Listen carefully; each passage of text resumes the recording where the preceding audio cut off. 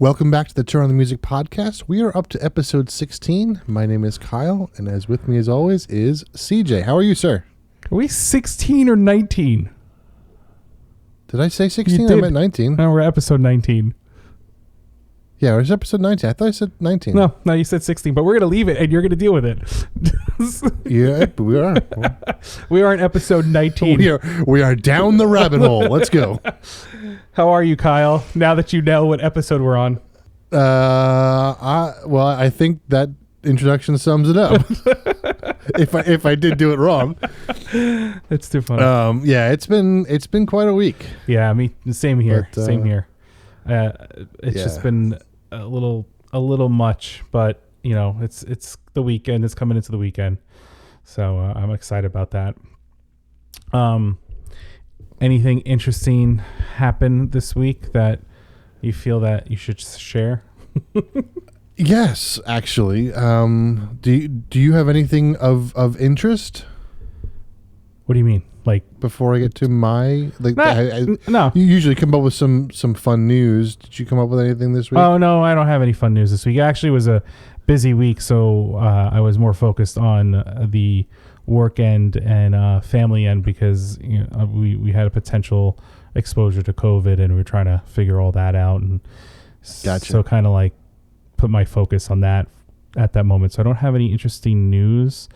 So yeah. So if you had anything interesting, please share. Sure. I'm not a big Neil Young fan, but Neil Young came out with a new album, or not a new album, but a release of an album called Noise and Flowers. It came out today, I believe. And then today is August 5th. Also released today is a little snippet of Victor Wooten's new album, which I thought I would play just a little bit of. Really?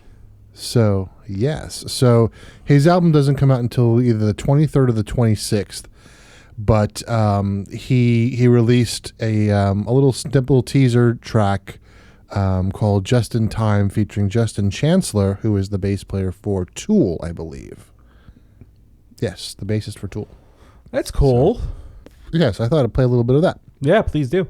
So this is Just in Time, and I'll put the link into the he released it on YouTube, so I'll put that link in the show notes. So this is Just in Time, featuring Justin Chancellor of Tool.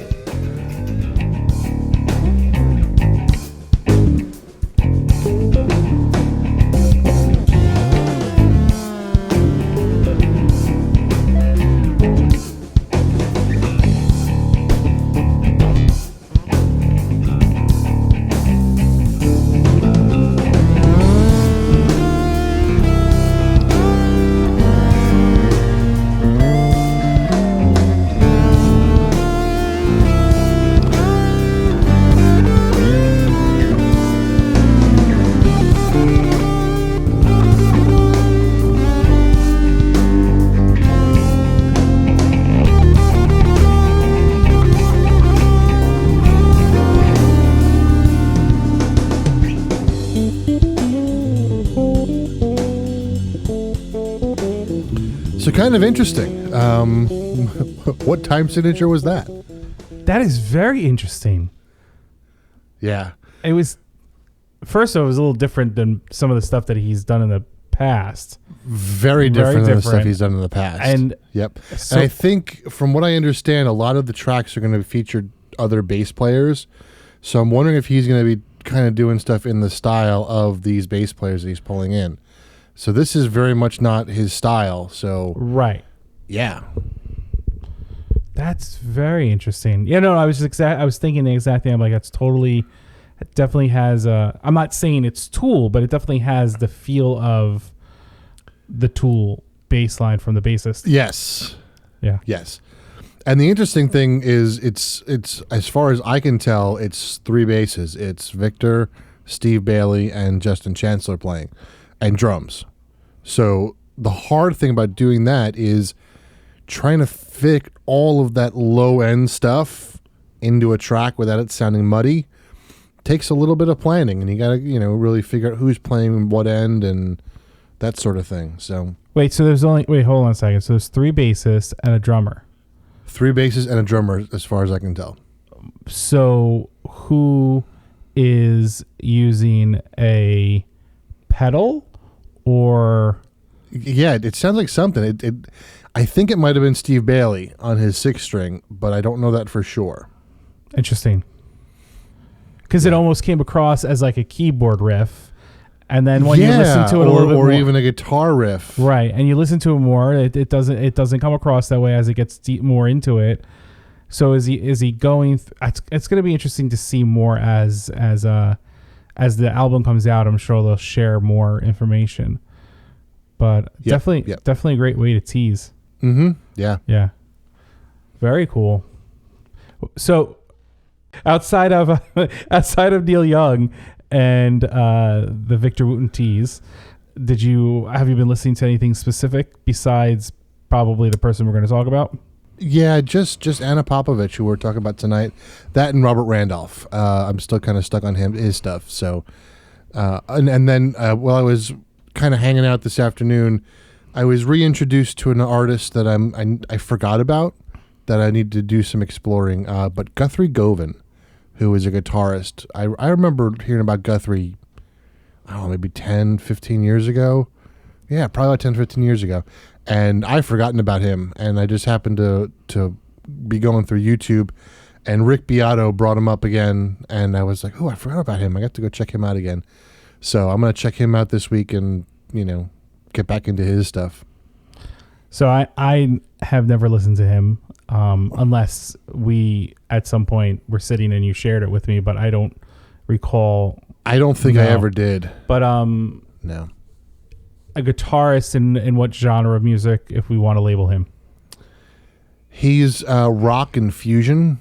Okay, so that's cool. Any clips or anything you want to share, because we're going to be talking about Ada. We'll share later.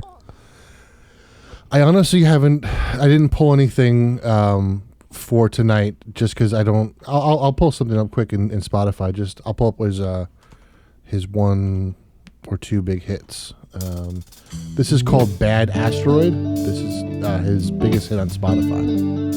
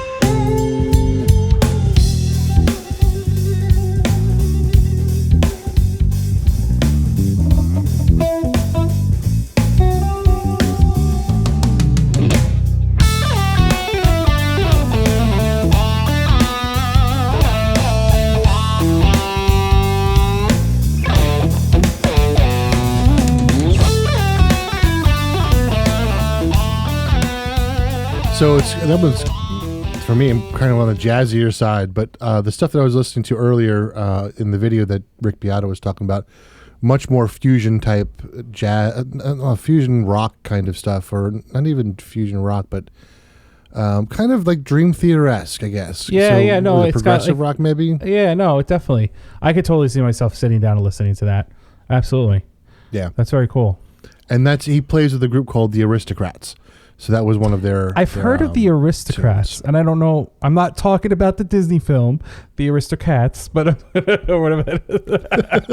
But I definitely remember hearing of a group called the Aristocrats. So that may be more where that's more familiar to me. But cool. That's cool though. It's always nice to be reintroduced or to somebody, like forgetting and go, oh man, I used to listen to them all the time, and just then you get stuck on them for 3 or 4 weeks because you can't seem to turn them off.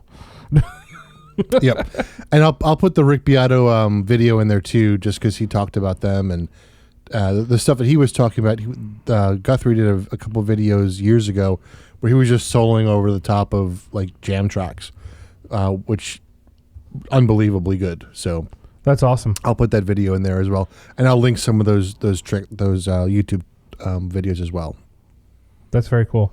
So what about you? Anything interesting? Anything that you're listening to? So not really. I did, ironically, the same thing. I kind of continued on with the Robert Randolph and the Family Band. I actually played some songs for a friend of mine to see if it was of interest to them. So I got a little bit of interest, but not saying that the person's going to go on and, definitely listen to them. But it was...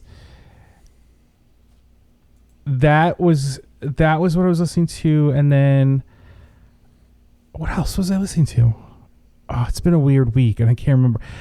Daft Punk again, partially because my son's starting to get into some of their songs, which I think is really funny. And my son's 5 years old, so I didn't anticipate him to get into them, but there's a couple of songs that he likes, so I just was like, all right, I'm going to continue to listen to this stuff.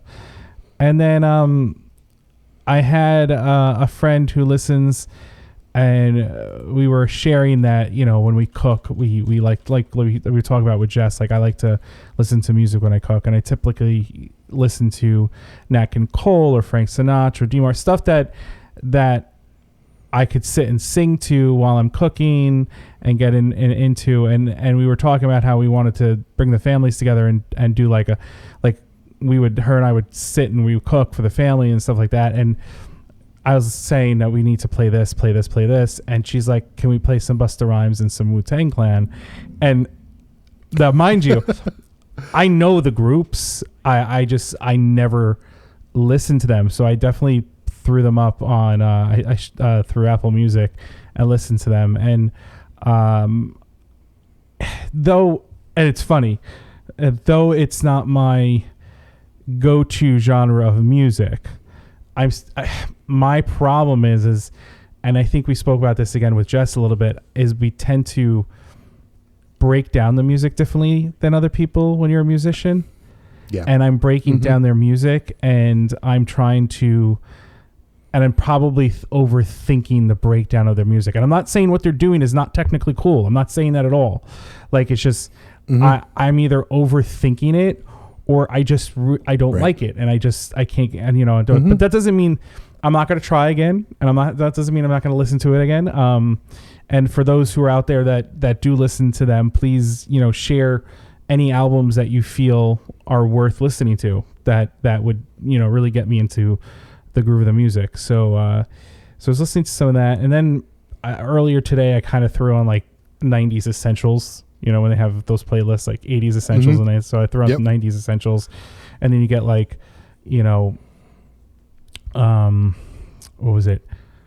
Wonderwall. What is that the name of it from Oasis? Or one and all that. So all those type songs, and then that for some odd reason took me to Postmodern Jukebox. Nice. Yeah. Oh, because there was a song that came up in the 90s playlist. I was like, oh, I really want to listen to Postmodern Jukebox. Oh, it was No Diggity, Blackstreet Boys or Blackstreet, and so bad I can't remember the names of the groups, but they did the song No Diggity, and Postmodern Jukebox did that song, and I'm like, okay, now I want to listen to Postmodern Jukebox. And it's amazing how many songs they have done as a group, and I know we've spoken about them before, that sometimes you listen to and you're just like, I like this better than the original. Like, I like how they took the song and changed it up. And the melody line, but it fits. It's like Disturbed doing Sound of Silence.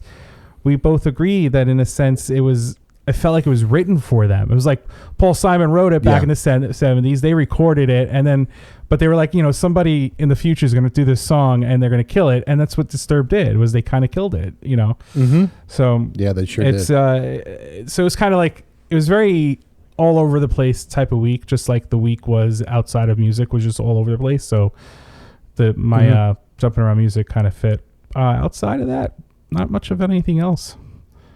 I listened to Anna a little bit. That's cool. I listened to Anna a little bit just to kind of get her in my ear and to kind of hear her sound. I listened to her live album, so good. Which I'm sure you'll talk about, because I know that live is your way to go. Live is my thing. Yeah, absolutely. But and I'm trying to be more. I can't think of the word. I'm trying to push myself to listen to more of the live stuff, and kind of use that as my jumping point, just from our discussions. And so I'm hoping that moving forward, I'll gravitate towards the live, and then go to those other albums after I listen to the live albums. Yeah, nice. Yeah, because I agree with you. You get a different feel of the group, right? You totally do. You get a different feel of the group. You do. Yeah. So I'm going to stop, collaborate, and listen. Yes, I totally brought those lyrics in. And what are you gonna do? Yeah. What are you gonna do next? I don't know. All right. But I'm gonna ice baby. One thing that I one thing that I forgot to bring up last week, and I touched on it after we finished recording. I was going through my list of Robert Randolph songs. And I forgot to play "Good Lovin'" by Robert Randolph. Yes. I've been listening to it all week, so I'm just gonna play a little snippet in here of "Good Lovin'" by Robert Randolph.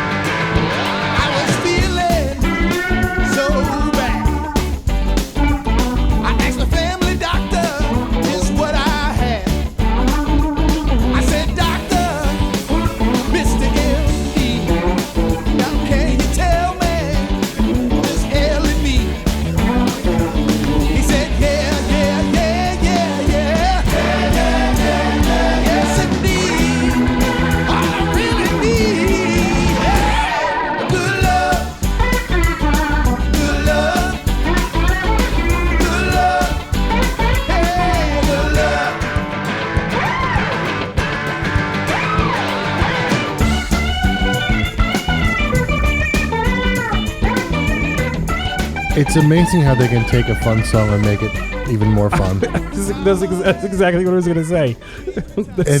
Yeah. No, you're absolutely right. It's such a fun song as it is, and then you're just like, how is that possible? No, they totally did it. They made it happen. They did. Yeah. All right, so let's move on to Ana Popovic. Now, just as a reminder to those who are listening, Ana Popovic popped up on a suggestion feed for you. Is that what it was? It was an email list from the Iridium. Okay. Which is a club in New York City. So I'm still on their mailing list. I don't know. There's no reason to get rid of them. I mean, because they now show me new artists that I've never heard of. So that's how I found her. There was just a list of who was coming, and I went, I know none of these people. I need to find out who some of these people are. So there was a list of about 8 or 10 of them. And I went through them, and what was funny was the ones that I thought were going to be interesting turned out to be not. And then, and I was like, I kind of, again, judging a book by its cover, I'd look through and I went, Ana Popovic, I'm not going to like this. And I listened to it a little bit, I went, oh, I was wrong. I'm going to like this a lot. Right. So, but there was, I forget what it was. It was the New York Ska All Stars or something. I was like, oh, I'm gonna like this. And I was like, oh, that didn't hit me at all. And it was weird because I just assumed that would be like right up my alley, but it wasn't. So I found her through the Iridium mailing list. Wow. I forget when she's coming to the Iridium. So she's coming to the Iridium soon. I don't remember when. I think sometime in August. But so she's originally from Yugoslavia, born in 1976. So that makes her what? She's 46. 46? She's young. Yep. And I'm not saying that because she's only a few years older than me.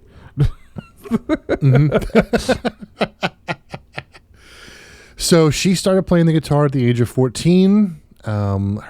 She was taught by her father initially.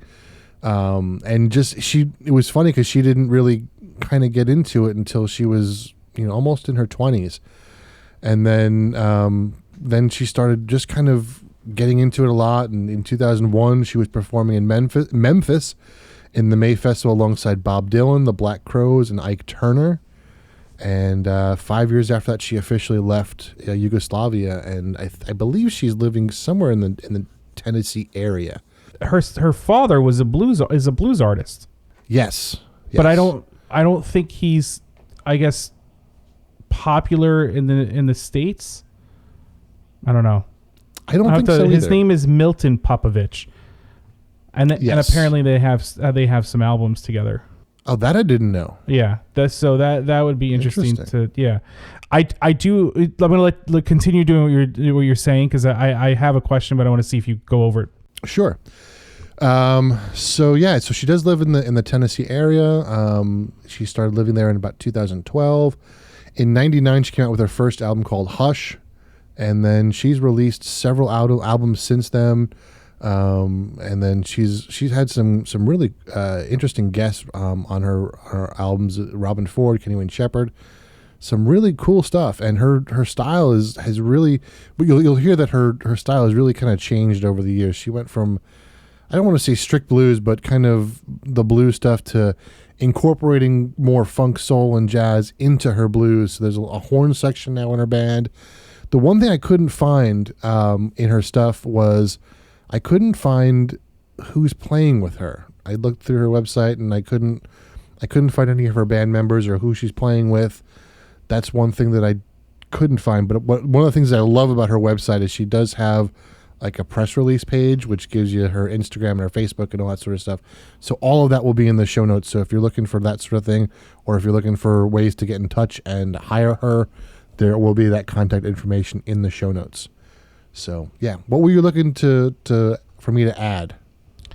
The question I have, and this was just out of curiosity, being that English was not her first language, do you know how she learned it? Was it through, because you know how how they talk about how Shakira and outside of her tax evasion that she's dealing with right now, I don't know how true it is, but apparently it's in the news that she evaded tax. But she stated that she learned English through the songs because she was trying to become popular or get her music into the States, and knew that learning the songs or doing songs in English would be beneficial to her career. Though Latin music, in a sense, is very, very big as well. So I think it kind of like benefited her on both sides. So I'm just curious if she learned it through learning blues with, the music with her father.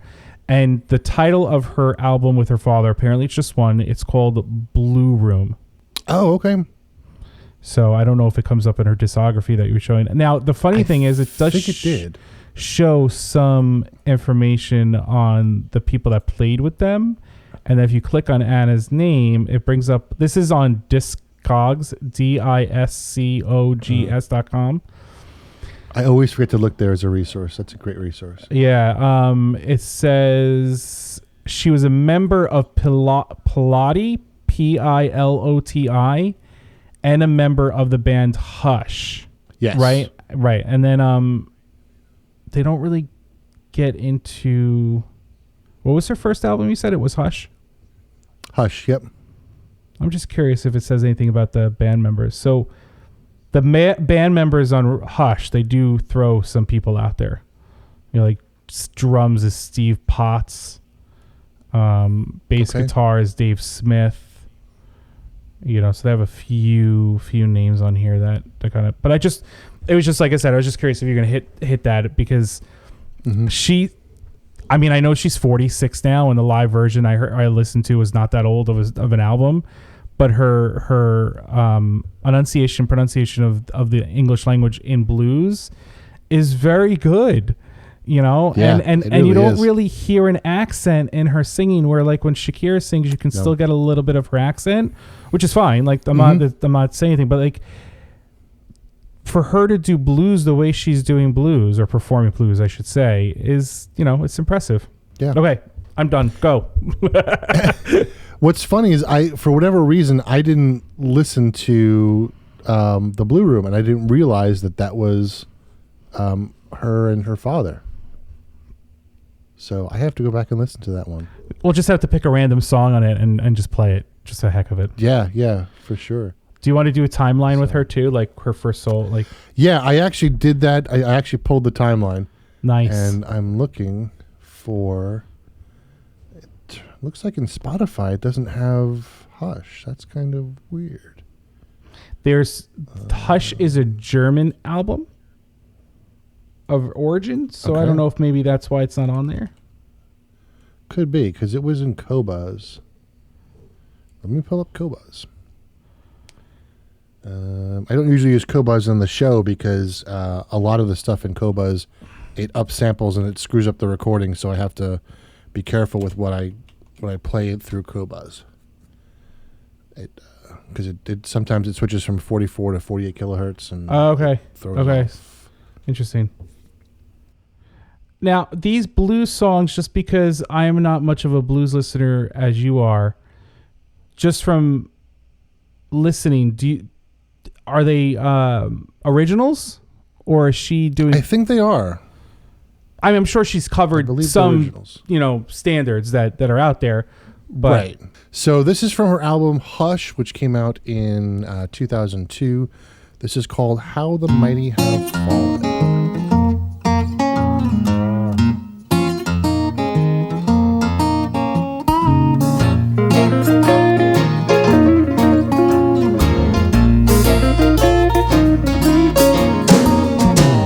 Cain and Abel were bound by blood. Cain sent Abel back to mud. He did it out of jealousy. So God cursed humanity. Samson, he could kill a lion. Delilah slayed men without trying. She took hold of Samson's hand, said, I will make you a mighty man. Whoa, how the mighty have fallen. Yeah, watch the mountains crumble to the sea. Whoa, how the mighty have fallen. One false move. So that's 2002. So shit, that makes her what, 26 at that point? Yes. I did the math Yeah, using my birthday. So right there at 26, hard to tell that she's from Yugoslavia. In fact, listening to her stuff, I couldn't figure out that she was from Yugoslavia. So Yeah, what impressed me though is her voice, where it sits. Right, where it sits, and we could talk more about it as you play more songs. So on this album, according to this, the Discogs, she does vocals, slide guitar, lead guitar, rhythm guitar. It doesn't show that she's anything else outside of the vocals and the acoustic and electric. But I didn't realize she played slide guitar too. That's very interesting. Yeah. And she's quite a good player too. There's when you get to the live album, I'll remember. But there was a song in the live album that played. It was like, okay, that's impressive. I think it's just all instrumental too. It was just guitar. Well, her playing guitar and then her band. But it was like it was almost like a thank you song to those guitarists that influenced her. Interesting. I don't remember that one. So I hope you can figure out which one it is. I'll look. I'll remember though, because yeah. But so that was from Hush. And then her next album after Hush, 2003 was Comfort to the Soul. At least that's the one that I have next. Which, of course, Spotify doesn't have. Again, I don't understand. How weird is that? It might be the international stuff. I guess the international labels, because Qobuz is bigger, I think, in Europe and in that area.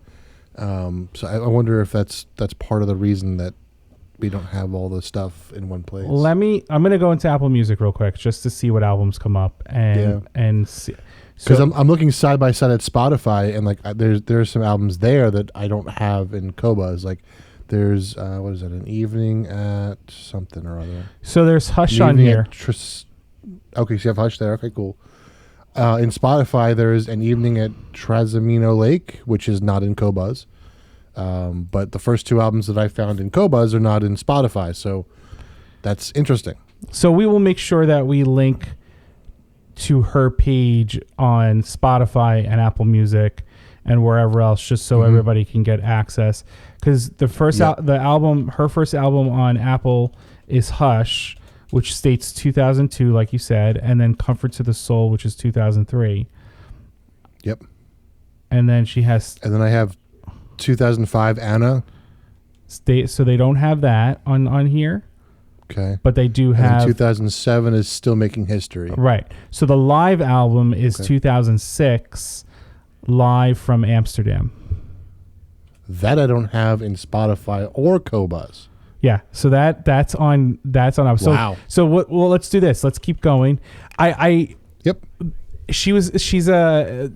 I think having that email sent out to you and have her come up, like I was listening to it going, okay, this is awesome, right? You know, this is really she's really good. She's talented, and she, you know, I'm assuming blues is a male dominated genre of music, like. I think it is, you know, and to have someone like her come out and do what she does. I mean, there's a lot of amazing female artists out there, but I think they always get shadowed by the male performer. Yep, absolutely. So, okay. So Comfort to the Soul is one that you were looking at. Yeah, so Comfort for the Soul, the track that I liked was a track called Don't Bear Down on Me.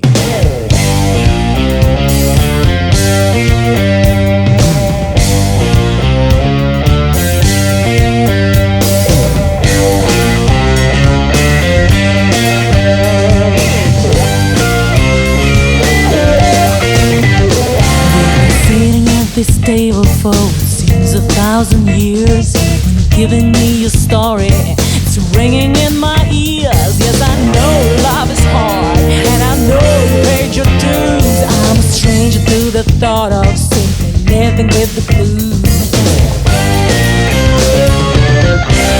Don't bet I know me. I'm a woman, still got some time to go.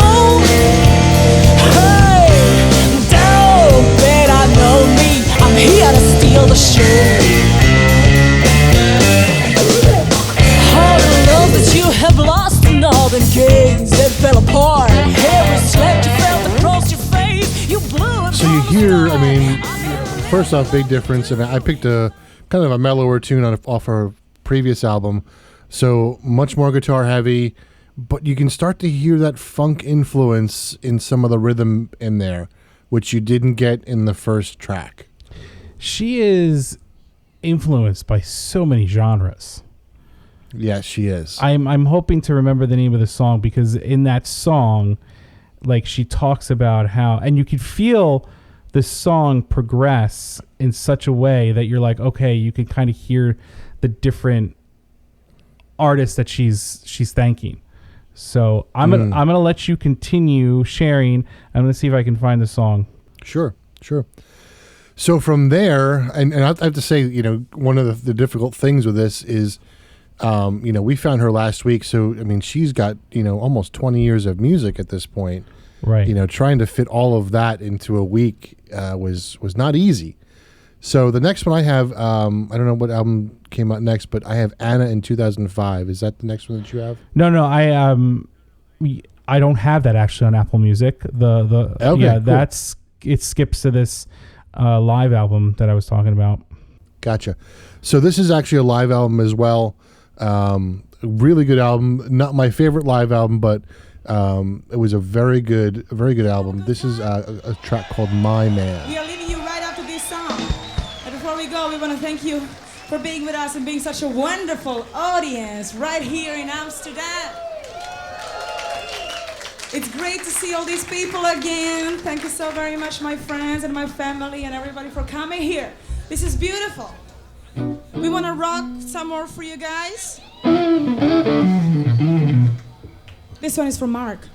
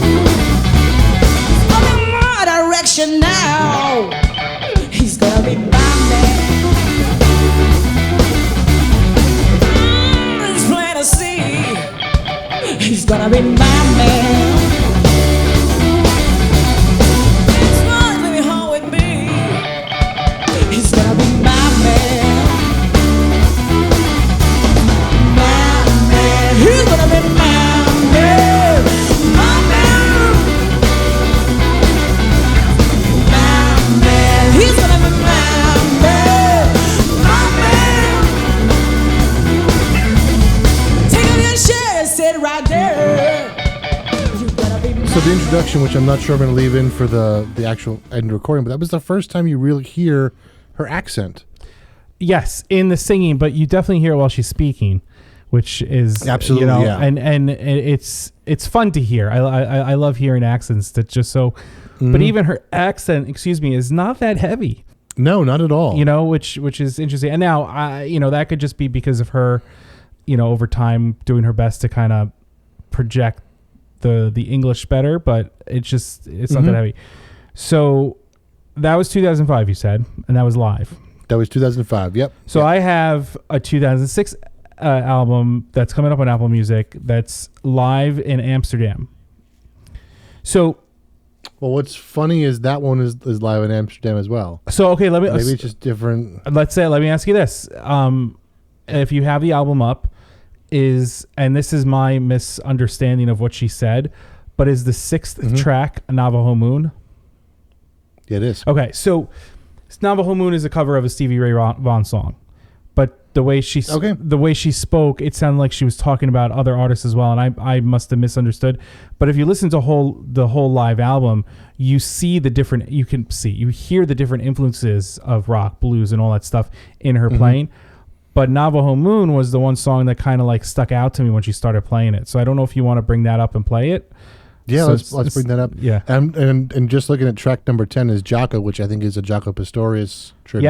Yes, and I think that's what happens as she goes along. There's some tributes there, but I think this is the same album. I just think on Apple Music it says 2006 instead of 2005. Gotcha. All right, so this is Navajo Moon. Right. Everybody feeling all right? You know what? We're gonna break it down a little bit. What I want to do now is play a song for you from my last record. What I wanted to do is make a tribute to the guitar players that influenced my work through the years. Mr. Stevie Ray Vaughan, Mr. Ronnie Earl. And I wrote this one for them. It's called Navajo Moon. Wanna hear it? Did she say she wrote this one for them? Yep, she did. But it reads that it's a cover, and it's a Stevie Ray Vaughan cover. I think there's misinformation. I think we need to do a little research. Play it, and I'm going to do a little research to see anything. Sure. Yeah.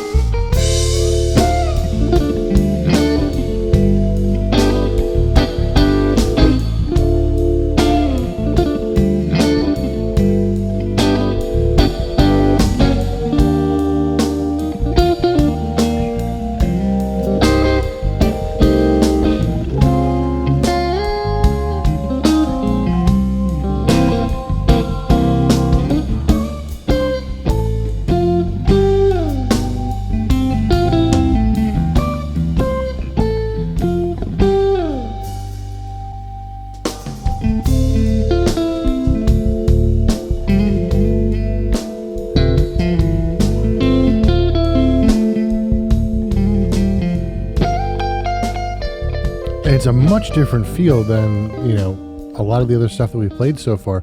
The way she spans the different genres is really impressive. Yes, and if you listen to the whole song, it does start to change and feel as you go through it. It is not a cover. Whoever I read had the wrong information. So, like I said, it's a song written for the artists that influence her. And that because of you can hear the progression in the song, kind of like the song "Contemporary" that you played from Little Charlie and the Nightcats, where it kind of flips. Like it doesn't flip that hard, like really quickly, but like there's a progression where it kind of starts getting a little heavier. But just overall, it was a good song. It really caught my eye, and caught my ear, and there's no vocals to it. It's just all instrumental. So I want to go back just for a second because I think that a lot of the stuff on this live album comes from her 2003 album Comfort of the Soul. I have a little bit of information about that. So her 2003 release Comfort to the Soul, Jim Gaines and David Z, who have worked with other rock blues rockers including Stevie Ray Vaughan, Santana, and Johnny Lang, had roles in recording and mixing both albums. So right there's your link to Stevie Ray Vaughan and Santana. Right, and then it says 5 of Popovic's sparkling originals shine on Comfort to the Soul including her homage to the tragic life of jazz bassist Jaco Pastorius. Inspired by a book she read, as well as the album's opening track, Don't Bear Down on Me, which we played. She also inspired incentive covers of Howlin' Wolf Sitting on Top of the World and Steely Dan's Night by Night. So you can see, like, you know, Steely Dan, Jaco Pastorius, like right there, two separate different genres. And then you got, you know, the guys who worked with Stevie Ray Vaughan and Santana working on her album. So there was a lot of influences all over the place. And I think that's amazing, or I should say, it's a very Victor Wooten thing to do, where you're thanking the artists that influence you through music. Yeah. I mean, she's writing songs. I mean, that's very cool. That is very cool. Yep. And I'm surprised she's not as popular as she potentially could be, but that also could go to what we spoke about a few times, how the genres play a factor. Like, her music's not being played on the radio unless you're probably listening to Sirius radio or you're streaming it, you know, through your car, and it happens to come up into the mix because you're listening to blues or you're listening to somebody that, and then they suggest her as an artist. But she's very talented. Yeah, she really is. I think she's going to go on my list of go-to to listen to periodically. You know. Oh, nice. I like her voice and I like her playing, and I love the fact that it's very. She spans. I think even though she's blues, she is influenced by so much that she brings that all into her playing. So it's not blues like we were listening to with Little Charlie and Icats, but it's blues in her way. Right. Yeah. And I think the other interesting thing is, because she is female, we don't have a lot of that blues tradition here. And it's unique that, I mean, I don't really know very many female blues artists. It's interesting that she came from where she came from Yugoslavia, playing the blues, you know, and I think she's doing a great job of filling that hole in the genre that we have, where there aren't, I mean, I guess earlier there were a lot of females that drove. They were influencing, you know, blues, but like, but right now there's really no female artists that I know of that are really pushing the blues forward. And I think she's doing a good job of doing that. We may have to do a little research on this and see what other popular female blues artists are out there. Yeah, I'm sure they're out there. I mean, but again, it's like they're not being pushed to the front. No, know? And I agree with you. Like, you know how you type into Spotify or you type into anywhere and you get, you know, similar artists. So for me on Apple Music, I'm getting an artist, Joanne Shaw Taylor. I don't know her name. I got to check her out. Danny Wilds, Samantha Fish. Those are the only three. Hold on, let me make sure before I say that to myself. Those are the first three female artists. The other artists that come up after them: Walter Trout, Tommy Castro, Joe Bonamassa, Albert Cummings, Coco Montoya, and then there's another female artist, another one, and then you go back into the list of male artists. So just even on the similar artists, there's not as many female artists there, or female vocalist, or whatever we want to say in that end of it. So it's very interesting. So I'm gonna have to check out these other names and see who's here and what's what. Yeah, absolutely. Yeah. So let's move along. Yeah. The next album I have is Still Making History, which came out in 2007. And I'm going to play a track called You Complete Me. And what's interesting, I don't know if there's any correlation here, but it's not Y-O-U Complete Me. It's the letter U. No idea why that is, but it makes me think on the album Palm Mystery by Victor Wooten, the song Miss You is Miss the letter U. Right. I don't know why, but so this is called You Complete Me.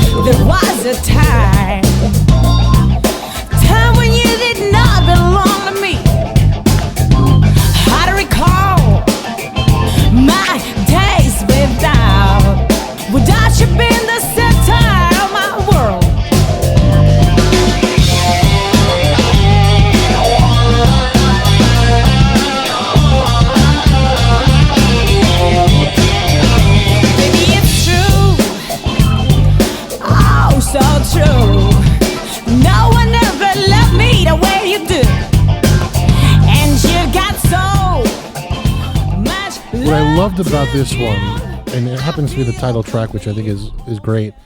And she is another one of those people. We were talking about Robert Randolph last week, who puts her albums together very well. You know, she does that very well. But what I love about the opening of this, like the sound of the guitar, the sound of her voice, and if you listen carefully, there's not just one sound of the guitar. So when you open up the track, it's a very much screaming blues in your face. But then if you listen again, there's this like kind of the rhythm guitar. It's a much different sound. Just take a listen again, just so you can hear the difference between the opening guitar and then the actual backing guitar, which I think is a really interesting relationship.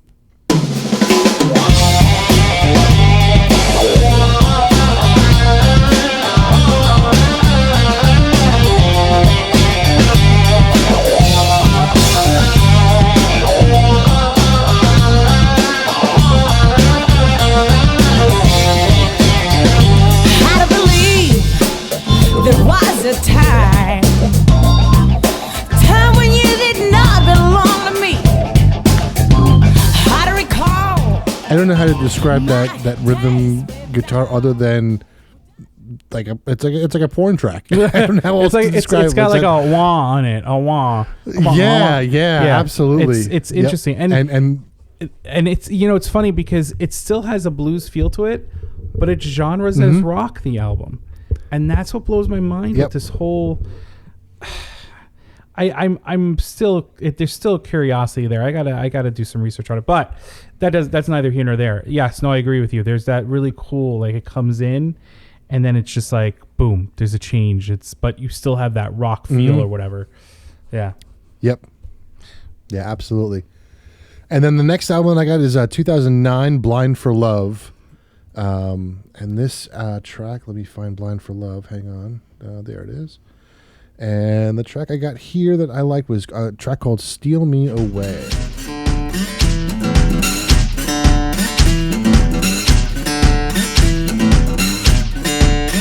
I saw it coming right through the door. Didn't ask you why you're here.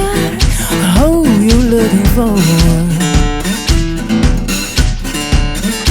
Are you passing by? Are you here to stay?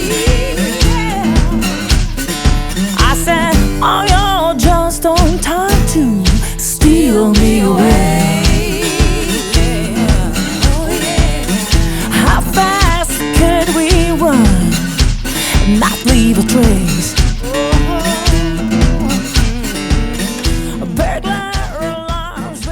So there's your slide guitar right there. You know, right. And it was just interesting. I had never heard her play the acoustic guitar before, and there you go, right there, slide acoustic guitar. Right. And I think it's interesting that the cover of the album actually has, I'm sure it's not raised, but it has Braille at the bottom of the album artwork. Yeah, interesting. I didn't notice that. Very. And what I also didn't notice is there's a track on here called Lives That Don't Exist. 4 million plays on Spotify. I didn't notice that before. So she's out there. So there's 40 million. All right. We can't assume that that's 4 million individual listeners. So just for the heck of it, right, because we don't know the percentage, let's knock that down to 2 million. So there's 2 million people that are listening to her. Yeah. Right? It's a decent amount of people listening to her, but I feel like there could be more. Right. I do too. And I think, I mean, she is from Yugoslavia, and they're looking at her tour list. She's got a lot of stuff going on in Europe. So, right. And we've talked about this before, you know, the British rock movement has a much better appreciation for guitar stuff than we do here in the States. So that's part of it too. I think she's probably more popular out there. That's very true. Despite living here in the States, right. You know. Right. No, and I get what you're saying. And I feel like when it comes to concerts or performances in the States, we tend to see more of a repetitiveness of what has been done before, because that's, you know, so for example, we both love Billy Joel. We're not insulting Billy Joel in any way, shape, or form.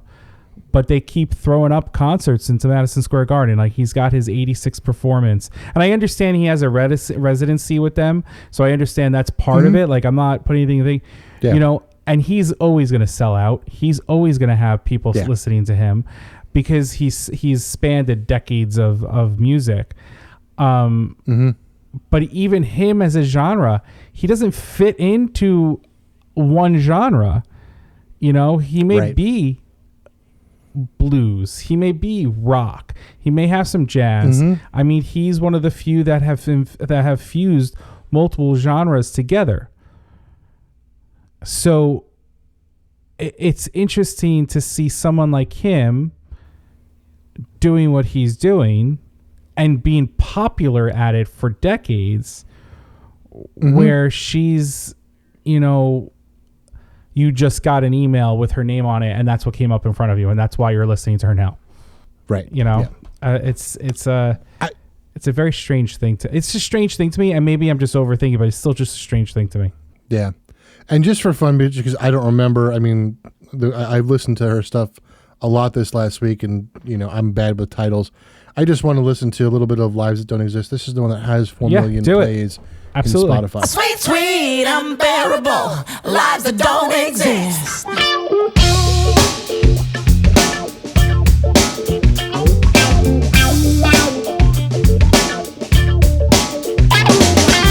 do you deal with attention? How do you deal with fame? Well, spotlights keep you unamused just the same. How do you learn the rules of a game you can't resist? Sweet, sweet, unbearable lives that don't exist. I make you or break you like they even care. I wanna be out in 10 seconds, try playing it fair. A folk on the front page, fella who refused to stare. Blaming out our gossip channel, wishing you were there. Saying lives that don't exist. It's got a lot of funk. That's what it is. It's got a lot of funk. It's very funky. That's a very funky song. That's why it's got so many hits. It's got a groove to it. Yeah. Yeah. Her voice, I like her voice. It's very unique. It kind of reminds me of Shakira's in a way with certain songs that she sings, because of the fact that they both have accents, and I guess it's the way they cover the accent in a sense when they're singing, if they're covering it. But I do like her voice. I also like the fact that it's not this high pitched voice, so it's like she's got like a middle of the road tone. Like it's like I wouldn't call it soprano, I wouldn't call it, I don't know where to place it, but it would sit more in the alto range, I'm sure. Because she's definitely got a depth to it. That's what it is. She's got depth. But she's to her not. voice. I don't think she's a true alto though. No, I think I wouldn't call her a true alto. I agree, but she's got some depth to her voice, and I like it. And it almost sounds, to what Jess said, it's a very natural sound to her. Yeah. Like even though her father taught her how to play, I don't think he taught her how to sing. If he did, I mean, he did. But what I'm saying is like, it feels like, hey, I'm going to teach you guitar and you do your thing with it and just go. And that's what it sounds like she did. Right. And she found her voice, and she has a good voice. And I think it's just it sits naturally. Yeah. The one note that I did make about this album, the only note that I made about the albums was for comparing all of her albums, this is a much mellower album than all of her other albums, I think. A lot more Blind for Love type stuff. Yeah. Oh, wow. I wouldn't get it from that song. Yeah, me neither. But that's the note. I specifically wrote that note. It says I wrote much more mellow album. So that's interesting. I guess when I was listening to it, that's what I thought. So that's interesting. All right, so let's keep moving along. So the next one, that was Blind for Love. The next one is Unconditional. So let me pull up Unconditional. She has some fantastic album covers. She does. Yeah. Yeah, she sure does. What we'll do? Voodoo Woman is the one we're doing for you here. Voodoo Woman, there it is. Good track, Voodoo Woman.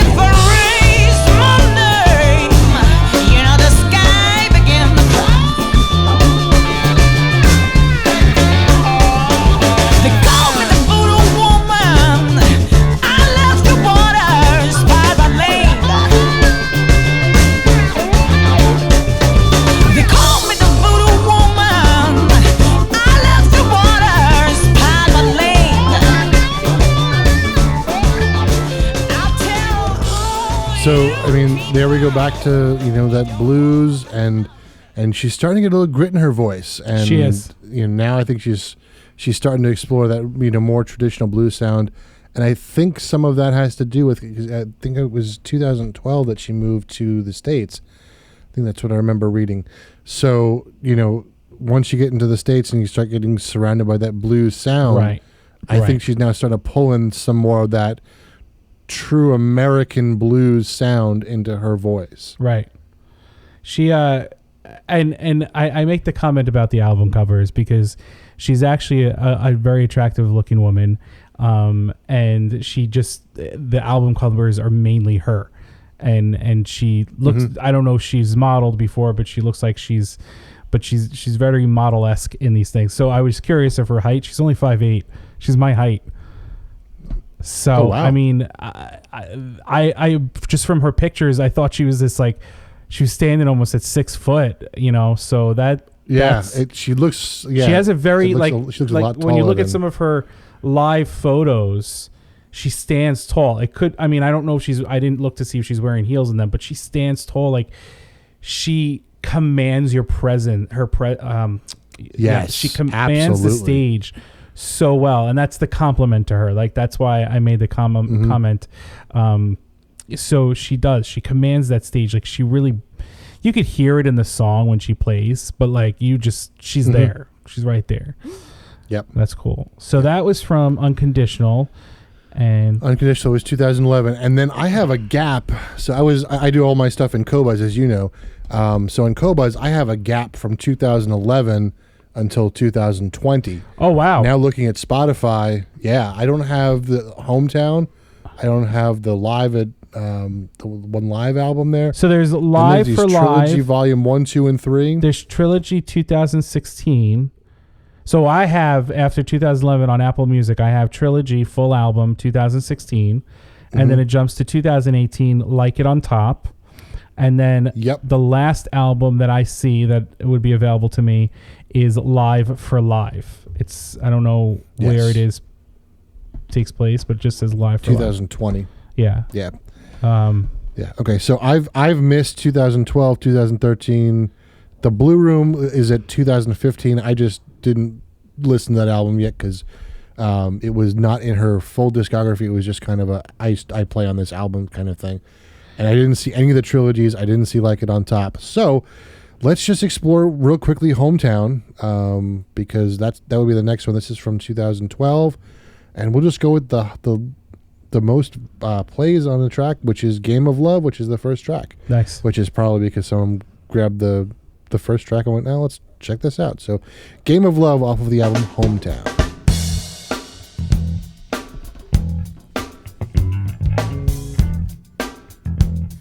That bass line.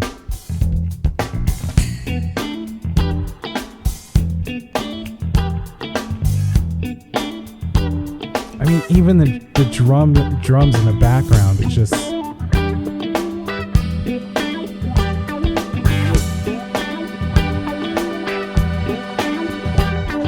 Yeah, it's a real sound that really turned me on.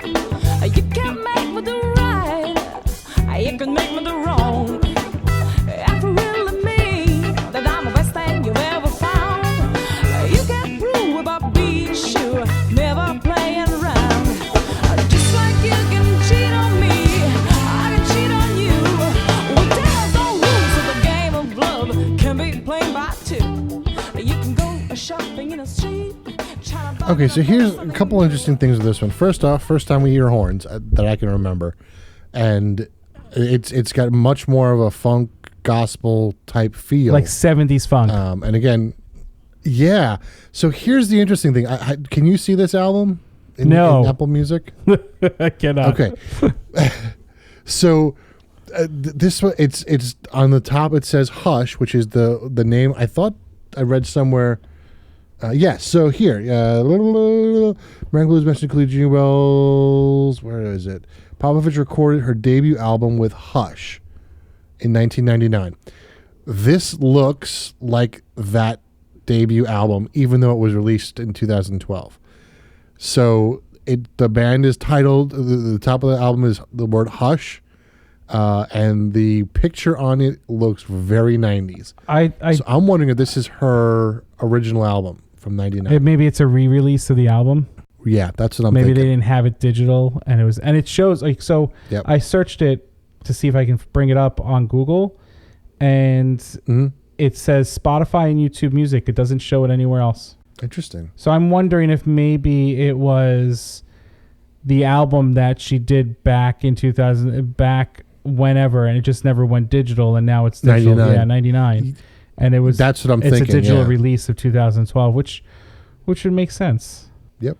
You know what's really funny though? So we were talking about her accent. You can hear it in this, and this is 1999. And that's what I was thinking. I think this is that was that. So, but also it's more on, so in opera music, in classical, there's a recitative, as we know, where it almost sounds like a spoken word on the same note the whole entire time, and then they go into the actual big piece, their big solo. It's almost the aria. The aria. Thank you. So this is almost that same way where she's kind of doing like a little bit of a recitative in the beginning, so it's kind of spoken word. So her spoken word, you hear the accent, but then she goes into the chorus of the bridge, and it's like, okay, there's more accent. Like when she's singing, it comes out. Yeah, it's very cool because she handles it very well. Like I'm listening for it on purpose, but I think if I wasn't listening for it, I wouldn't have caught it.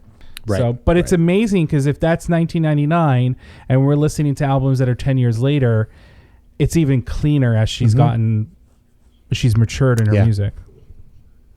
Yep. That's very cool. And then 2013 is an album called, I lost the title. Can You Stand the Heat? Yeah. So this is one of the ones. In fact, when I introduced you to her last week, this was the track that I played for you.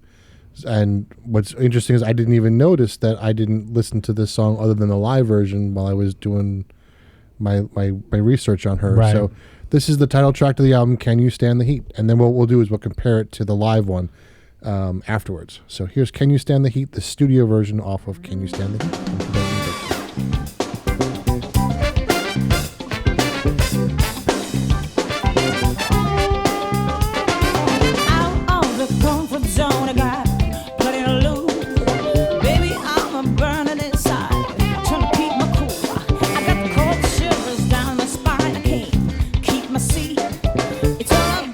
First impression, baby, can you stand the heat? Try to speak with a dry throat, standing still and shaking knees. Boys, your sleeves are insecurely had left free. Wanna come across as second to none. My heart is skipping the beat. Oh, about the first impression, baby, can you stand the heat? I've got high expectations and I'm hungry for more. Won't you just put me down the line? Show me what I'm in for.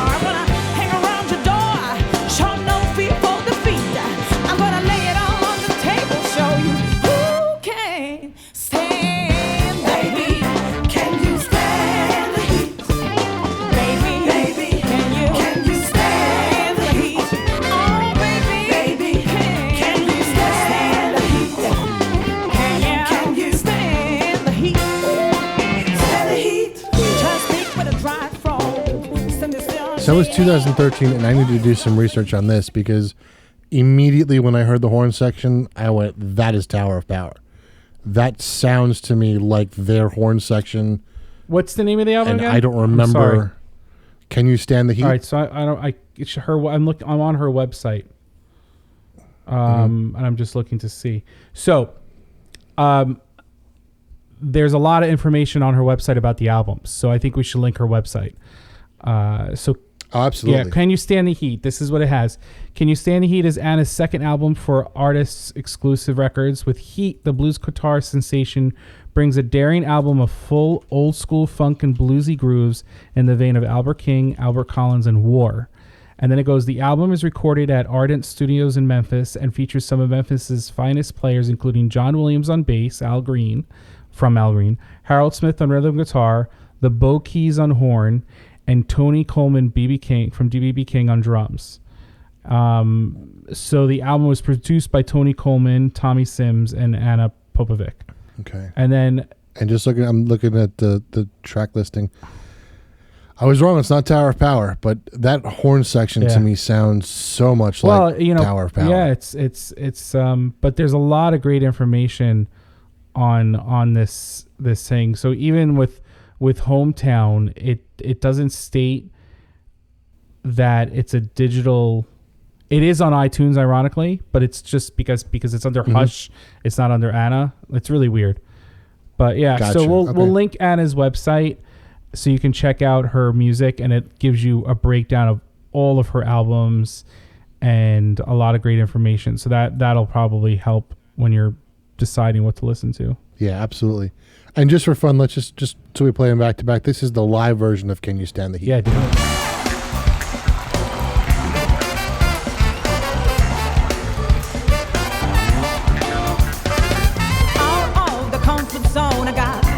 To lose, yeah. Baby, I'm burning inside, trying to keep my cool. I got cold shivers down my spine. I can't keep my seat on. It's all about a first impression. Baby, can you stand the heat? Oh, trying to speak with a dry throat, standing still and shake your knees, yeah. Voice drop me securely, head left to freeze. When I come across a second to none, heart's keeping a beat, It's all about a first impression. Baby, can you stand the heat? I got high expectations and I'm hungry for more, yeah. Don't just put me down the line, show me what I'm eating for.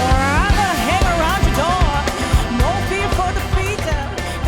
And that's 7 years later, so it's great to see it. I mean, one of the things that we've always talked about, she's been around 20 years. Her voice has not really changed. Right. I don't hear much damage in the voice. It's that brings me to the fact that she just has this natural placement. She Yep. So the Trilogy album is three albums in one. It focuses on blues, jazz, and funk tunes, produced by Grammy Award winner Warren Riker. Right, but here's the best thing: guest appearances include Joe Bonamassa, Robert Randolph, and Robert Randolph. Bernard Bernie, Cody Dickinson, and rapper Al Capone. So it's a wide range of genre of music right there. And like I said, this has great breakdown of the albums here. What was the live album that was on? Can't Stand the Heat? That was Live for Live or Live for Live. So Live for Live basically was she played with her 6 band members live in France because they just loved playing live, and that's why they recorded the album. Yeah, I read somewhere that it was to celebrate, basically 20 years of her career. Exactly. What I love too, and there was only one other musician that ever, I'm not saying that other musicians don't do this. There's not much of a difference from her studio to her live. Yes. So when you listen to her, and we were talking about that with Robert Randolph. And Billy Joel is big on that too. I don't remember if you were the one who told me the story, but someone asked Billy Joel, and I think it may have been on that album that came out there where the fourth CD was like a masterclass at a college. And he talks about how someone asked him why he doesn't play, why he plays things the exact same way he recorded them. And then he goes, well, I'm not going to get up there and play Piano Man as polka music. He goes, I'm going to do it the same way or whatever he used. But he said he does his best to do what he does. Of course, live gives you a different element and you can jam and you can do this. And I'm sure she could jam. I'm sure she can jam. Yeah. But it's nice to hear live and hear the studio and go, yes. It just feels good. Yep, absolutely. And I think another group that is the same way, although slightly different, is Bella Fleck and the Flecktones. I remember listening to him talk about that. He says that he wants every album that he writes, every full album, he wants to be able to take that full album out on tour. And one of the hardest ones for him to do was Live at the Quick, because he had bassoon and English horn on it. And it's trying to get those people to go out and tour with you and, get that, that's where he got into the trouble where it's how do you find a bassoon player who's comfortable in the jazz, genre and is okay with improvising. Right. But he specifically has said, I want to be able to play any song that I've ever written live in concert. And he I want to be able to walk up and loves, just pick it out of a hat and go. and he loves to have his family members in the first two rows. Sure does. At least when he's in New York. So It's too good. She's, you know, just because I'm interested. Okay, sorry. No. Go ahead. Do your thing. No. I was just going to say, just because I'm interested, I need to hear a little bit of the Joe Bonamassa one and the Robert Randolph one. Do it. So let's do Train with Joe Bonamassa.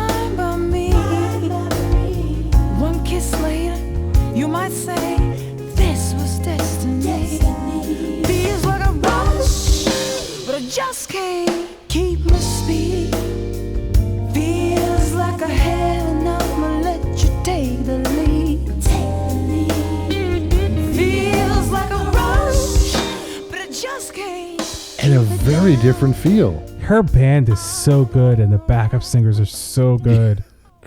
Yeah, they are. Oh man, that's that out of left field. I didn't expect that at all. All right, so let's hear a little bit of "Hook Me Up" with Robert Randolph, just because I'm interested.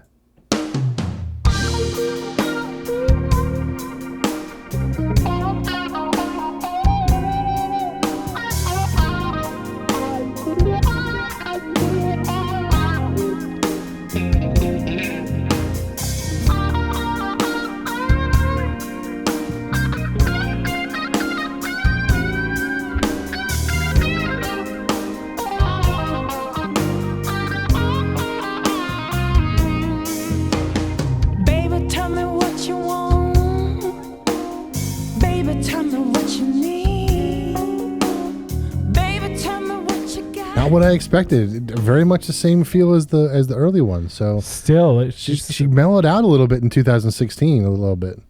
Yeah, that's amazing.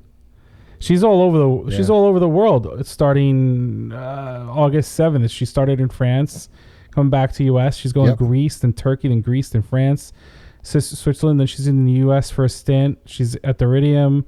She's even in Daryl's house from Hall & Oates. Daryl, you know that? Do you know about that place? Mm-hmm. She's playing there. And I know a little bit about it. I know Sister Hazel has done a couple gigs there. I'm a big Sister Hazel. Our friend fan, Darren, that we were considering trying to get him to talk on here. Our friend, the audiophile, he's a huge fan of Daryl's place because he's a huge Daryl Hall, Daryl Oates and all.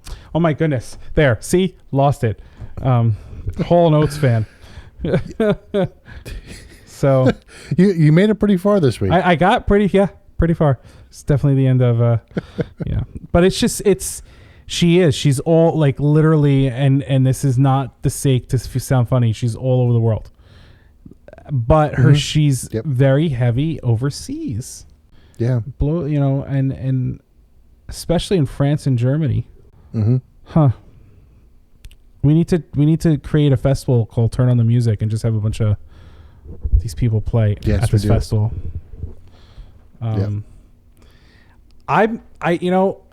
Being that neither one of us had any idea who she was prior, not saying that she doesn't have a fan base, but just we didn't know about her. And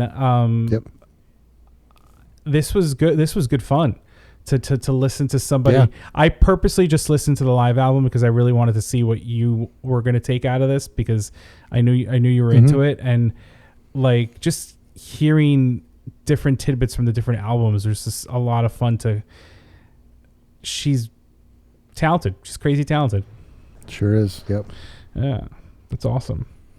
Yep. So that is, I'm going to play a little bit more as we close out. I'll use one of her tracks from the live album to close out our show. But that's her full catalog right there. Yeah. From 2000, I guess from 1999. If we decided that Hometown was from 99, so from 99 up until 2020. So 20 years of. So her last Ana album Popovic, was Live 2020, Yep. but she's currently on tour. So if you visit her site, she's on tour. She started August 7th and she's going through 2023, Yep. and which I'm not surprised that her albums are so scattered because of the fact that she loves to tour. She loves to be live, and that makes absolute sense. So hopefully they grab another live album at some point, which would be very cool to hear. Yep, absolutely. This was and the one we didn't touch on. We have to touch on this one because I forgot. The Blue Room, the one with her father. Oh, that's right, the one with her father, Blue Room. I totally forgot about that. So we'll just grab the top track, Catfish Blues. This is with Ana Popovic and Milton, her father, Milton Popovic.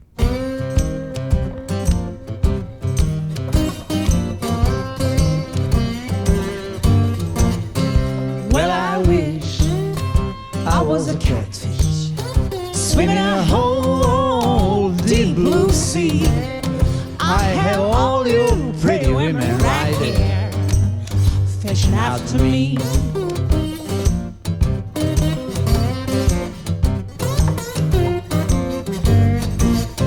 Well, my mother told my pa about 3 months before I was born. She said, boy, child, coming, got a rolling stone, rolling stone, rolling stone.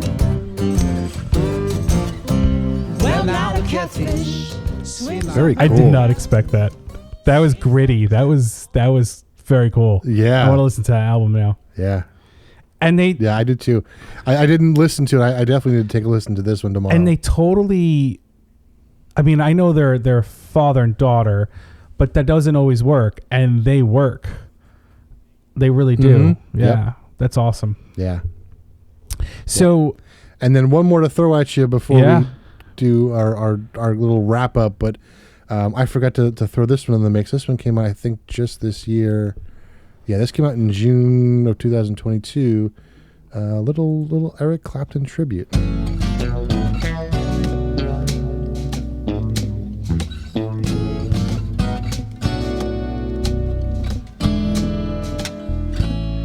Would you know my name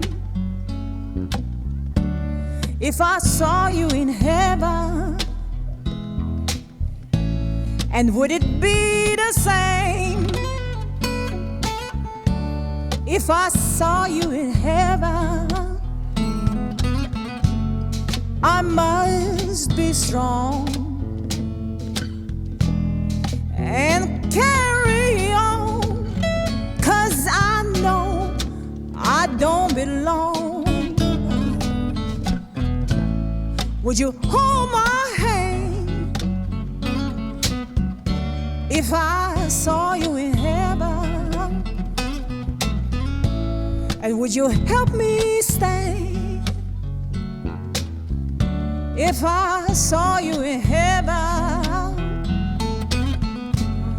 I'll find my way. What's interesting is that I think out of all of the stuff that we've listened to tonight, that's the first one that really focuses more on her voice than the guitar. And I hear a little bit of Ava Cassidy in her. I hear that. I hear a little bit of her accent. And but still, it's just, and I love how we talked about covers and we talked about how people do their own thing in the covers. She really does a good job of paying homage to the song and its originality with her with the subtleness of her influence to the song.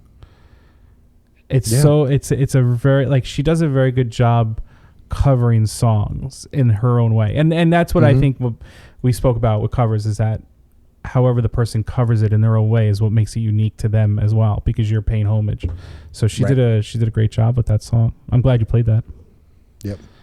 This was really, this was good.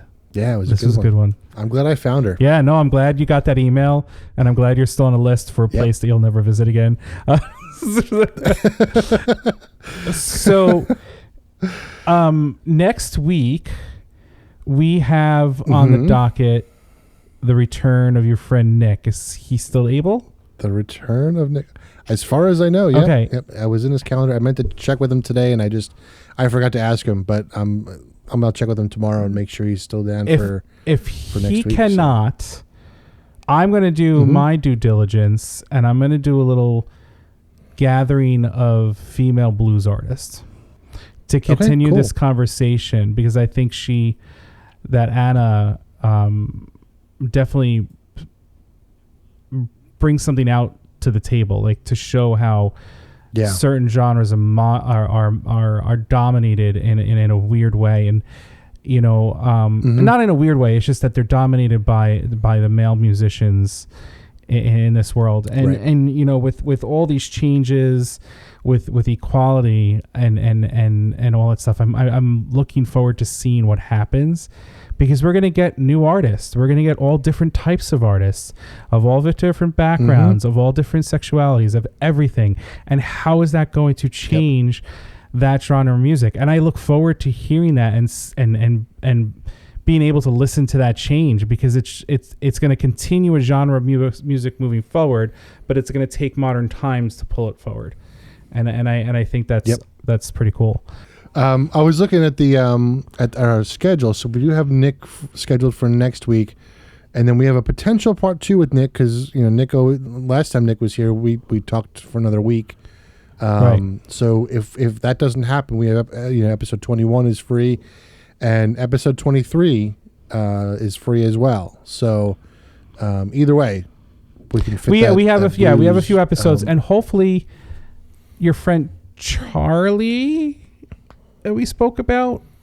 I haven't heard from him. I emailed him back, and I gave him my cell phone, and I said, "Here, call me, text me, Charlie, email me, whatever. Let's get in touch. Let's get you." If you're listening, Charlie, hopefully he gets in touch soon. Email us. We're looking for you, buddy. We're waiting for you. Yeah, I'm excited. So, and our friend Darren, if you're listening, because I know you listen. We're ready for you too. We got you slated for. Let's do this for that too. So absolutely. Anybody else that's out there that's listening that wants to hop on and chat, let us know. Maybe we can make it work. Yeah. Yep. Absolutely. And then you have your episode 24 coming up, which I'm excited for. Episode 24 is going to be a lot of fun, and I'm glad you brought that up, because I have to start that research this week, because it's going to take me some time to compile it and do it right, because not that it's going to be scripted, but we need to do it in such a way that it's a nice build up to the end, and then the end of the episode, it's just like, what? And then we have a few more episodes, and then we take a little, not a break. We're just going to regather ourselves for the holiday season, because we have some stuff planned for that. Yeah, it's moving. It's moving in a fun direction. I'm excited about it. Sure is. And I think that's it. I don't have anything else that I can think of that needs to be shared. Yeah. Except for the closing. Do you have it open? No, I don't even. Yeah. Oh, all right. That's fine. One of these days, I'll put the closing in the notes that that's good. During the week. And I'll still end up reading them. But I think you got away with it twice. You did it twice, too. Yeah. So, Kyle, thank you. This was awesome. My pleasure. It was fun. You have you probably listened to a little bit more than I had. Is there an album that you feel that people should just jump off with? I think the Live at Amsterdam is a great album, because that's what got me hooked. I didn't see that album on my list of things, so my top is her newest one, Live for Live, or Live for Live, from 2020. You make a good point. That's the one I would start with. And Unconditional really hit me as well. Yeah, so I think you're right. I think it's Live for Live, because she's living to play live. So I think you're right. Live for Live, and then Unconditional. And you can take mine as a third option. I had enjoyed Live at Amsterdam, which may have similar songs to Live for Live. So awesome. Thank you, sir. Thank you, sir. Until next week, I'm going to say this now. Thank you for listening to Turn on the Music, the podcast. All right. Sorry, guys. We're gonna do that again, and I'll do it seriously. Thank you for listening to Turn on the Music, the podcast. We hope that you join us next week. Follow us on Twitter at Turn on the Music and on Instagram at Turn on the Music Podcast. If you like what you heard, share it with a friend. And if you really want to help us promote the show, head over to Apple Podcasts or the podcast service of your choice and give us a 5-star rating. Remember, always share the music. And let's do Tribe off of Live for Live.